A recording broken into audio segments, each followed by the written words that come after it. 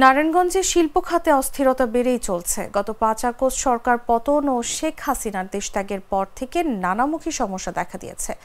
কারখানা মালিকদের কাছে চাঁদা দাবির অভিযোগ উঠেছে বিএনপি নেতাদের নামে।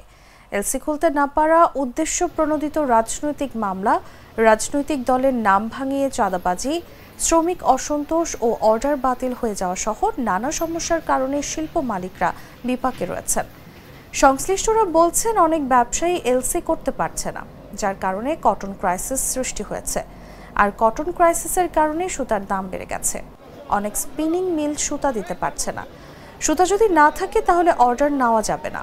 ফকির ফ্যাশনের ম্যানেজিং ডিরেক্টর ফকির কামরুজ্জামান নাহিদ বলেন, সরকার পতনের পর বিএনপির নাম ভাঙিয়ে সহ সাংগঠনিক সম্পাদক নজরুল ইসলাম আজাদ অনুসারীদের মাধ্যমে ১,০০০ কোটি টাকা চাঁদা দাবি করেছেন।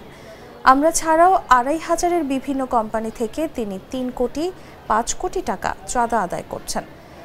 বিকেএমই এর সভাপতি মোহাম্মদ হাতেম বলেন, বিসিক সহ আশপাশ এলাকার পরিস্থিতি এখন নিয়ন্ত্রণে চলে এসেছে। আর কিছু কথা অতিরঞ্জিত ছড়ানো হচ্ছে।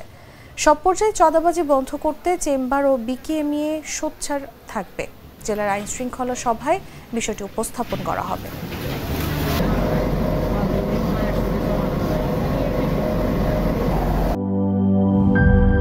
গুড লাক পেনের সফট অয়েল বেসড ইঙ্ক দেয় নিখুঁত লেখার আত্মবিশ্বাস। Good luck pen, make your lakh.